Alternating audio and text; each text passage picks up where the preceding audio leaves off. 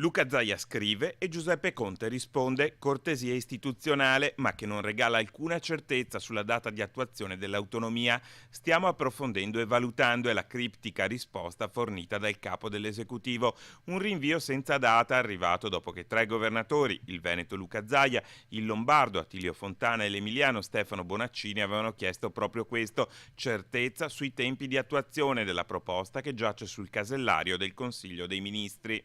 Nella proposta concordata, in linea con la legge, perfettamente rispettosa della Costituzione, che è sul tavolo del Presidente del Consiglio dal 2 ottobre scorso, si chiedono le 23 materie, come sempre detto a gran voce dal Veneto, e si chiede l'applicazione in toto dell'autonomia, quell'autonomia che è prevista dalla Costituzione. Un rinvio che piace poco ai veneti abituati a passare in fretta dalla teoria alla pratica. Una risposta politica, come al solito. Classica burocrazia italiana che bisognerebbe togliere.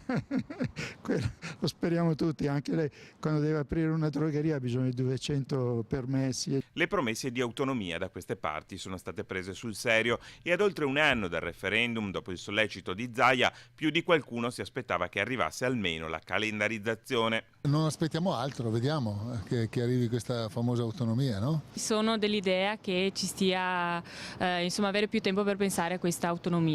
Bisogna che si trovino della gente competente, senza interessi e così via, senza interessi politici, interessi finanziari e così via.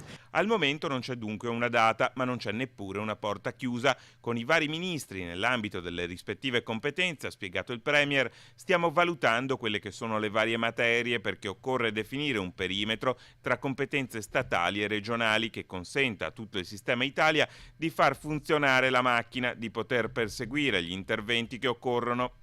Non proprio quel via libera che i veneti si attendono. A ribadire le promesse il vice premier Matteo Salvini, che a suo tempo aveva detto entro l'autunno. E siccome l'autunno finisce il 20 dicembre, ci sono ancora 3 settimane di tempo prima di ipotizzare possibili scenari.